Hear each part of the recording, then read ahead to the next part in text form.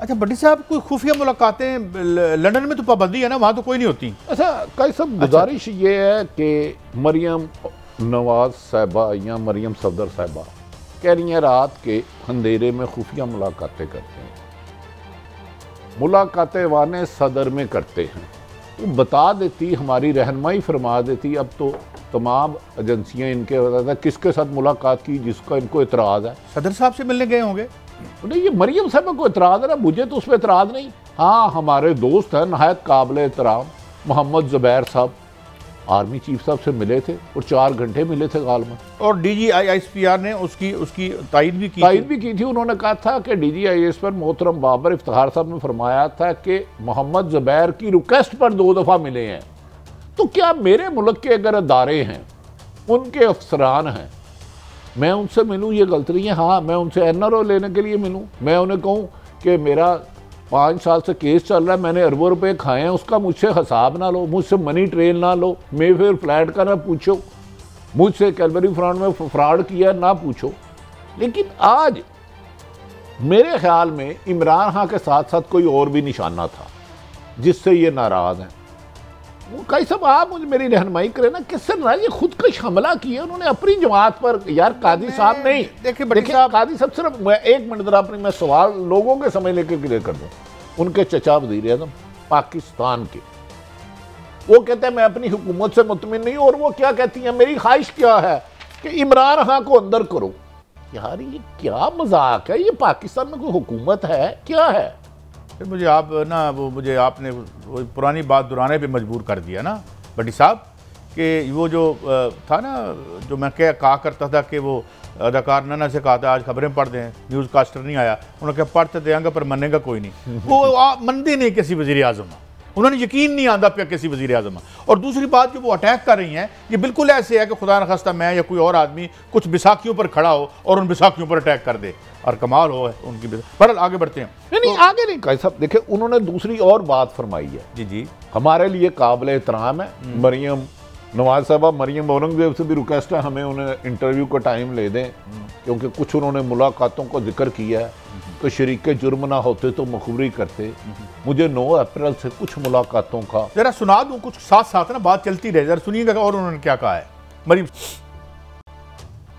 तो चौकीदार जो है, अगर वो वतन की जो बॉर्डर्स है उनकी हिफाजत छोड़ के वो बनी गाला की हिफाजत करना शुरू कर दे तो फिर चौकीदार ठीक है। बनी गाला में हीरों की हिफाजत करना शुरू कर दें। इतने ऑनेस्ट ऑफिसर्स को आपने सिर्फ इसलिए बाहर निकाल दिया क्योंकि उन्होंने ये कहा था कि आपकी जो वाइफ है पिंकी पीरनी साहिबा जो है, बतौर प्राइम मिनिस्टर आपके ऑफिस में उन्होंने जाके कहा था कि वो हीरो के हार रिश्वत में ले रही है, तो आपने उनको वहां से निकाल दिया।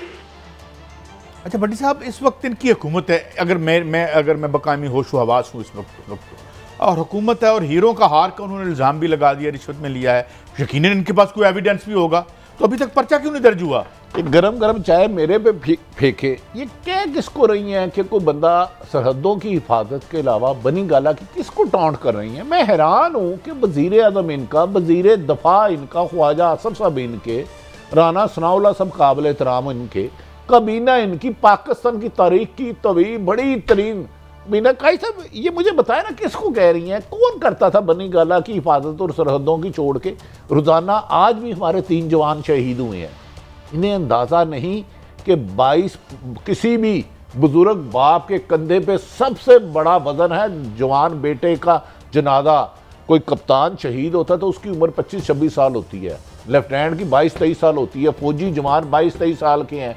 तो ये क्यों इल्जाम लगा रही है कि चाहती क्या थी? मुझे समझ नहीं आ रही। समझता हूँ जिन पे लगा रही हैं उनके कुछ मतलब कान वान पता नहीं कहाँ है, नहीं केस भी खत्म हो गए इनके। खुद वो फरमा रही है कि आज जब उन्होंने इन्हें पकड़ा रहे थे ना पासपोर्ट, उसका वजन ज़्यादा होगा गालबन, मुझे नहीं पता, वो 1 से ज़्यादा थे, तो फौरन फटाफट मोहतरम हमारे काबिल एहतराम, क्या नाम है उनका यार, जो शेख रशीद साहब के साथ भी क्लास फेलो यूनिवर्सिटी के, परवेज रशीद, हाँ, उन्होंने फटाफट पकड़ लिए। वजन ज़्यादा था ना, बाज़ कुलाइयाँ नाजुक होती हैं। तो ये क्या वजह है, मुझे समझाएं, ये किस बात पे नाला है? हुकूमत मिल गई, मुकदमा खत्म हो गया। क्योंकि ना तो मैं कोई मतलब, ये ज़रा सुने, उन्होंने कुछ और भी कहा है।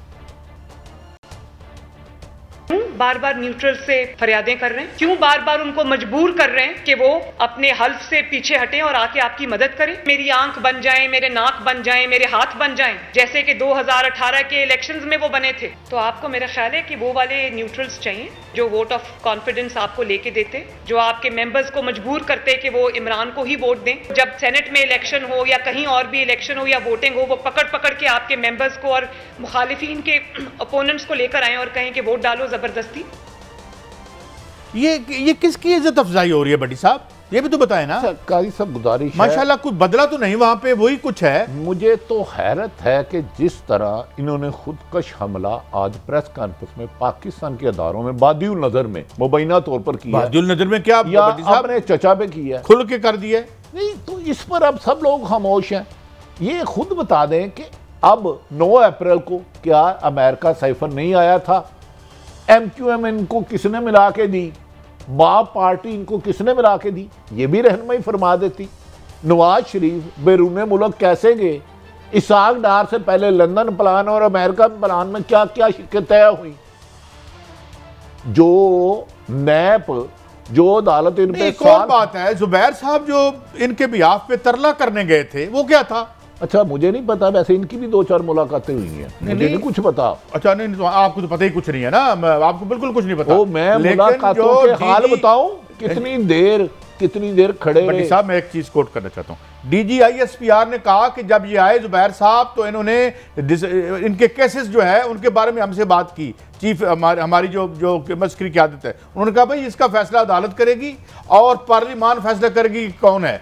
तो ये क्या करने गए थे वहां पे? नहीं देखिए, ये चीफ जस्टिस साहब के पास गए थे।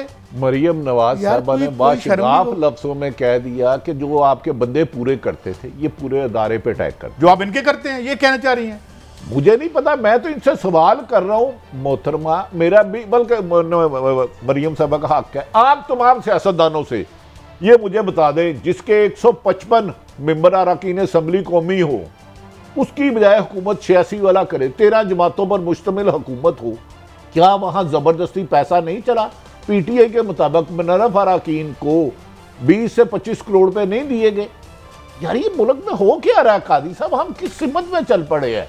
अब मुझे लग रहा है मरियम साहबा बहुत जल्द बाहर चली जाएंगी। अब एक और भी चीजें, बड़ी चीजें, मैं क्या करूं, टाइम बड़ा कम होता है, लेकिन मैं सुनवाता हूं आपको ताकि फिर बात आगे बढ़ाते हैं। जी सुनाएं।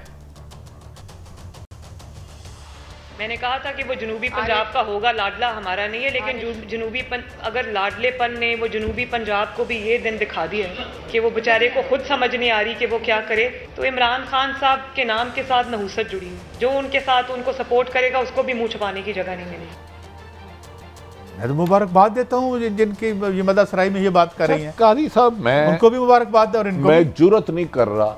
उन्होंने कहा नहुसत और बेचारा, जिसके बारे में बादिउल नजर मैं जिसने पंजाब पूरे में से नीचे से रग निकाल रही, इनकी जमानतें जब्त करा दी, कराने की पोजीशन में आ गया, वो बेचारा है। बकौल इनके के बेचारा, हट्टी बंद करा दी जिसने। तो क्या ये किसी अदारे के बारे में अगर बात है तो इससे ज्यादा कोई तजलील होगी?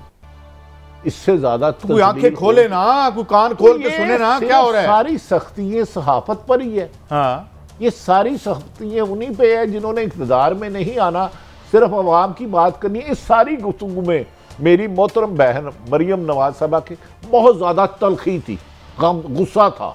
मुझे ऐसे लग रहा था कि वो किसी को थप्पड़ रसीद ना कर दें।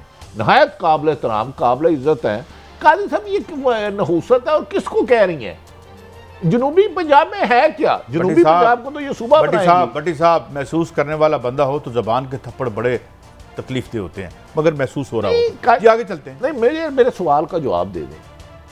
क्या इमरान खान किसी का लाडला है जो 155 लेके असम्बली से बाहर है, जो 86 सीटें लेके वज़ीर आज़म है? वो लाडला है जो 40 साल से अरबों खरबों के मुबैना केस अरबों रुपए के चलते रहे, अरबों रुपए के फर्द जुर्म आयद नहीं हो सकी, और वो इक़्तिदार में आगे किसको लाडला कहेंगे? बिग हम सियासतदान भूल गए हैं कौन से पॉलिटिशियन है, कौन लाडला होगा? भट्टी साहब मैं इतना ये कह दूं, 35 साल से मैं सहाफ़त कर रहा हूँ, ये लाडले ना होते ना ये काउंसलर नहीं से इलेक्ट हो सकते। आप आगे सुने जो इन्होंने अदलिया से मोहब्बत का इजहार किया, वो भी सुन ले जरा।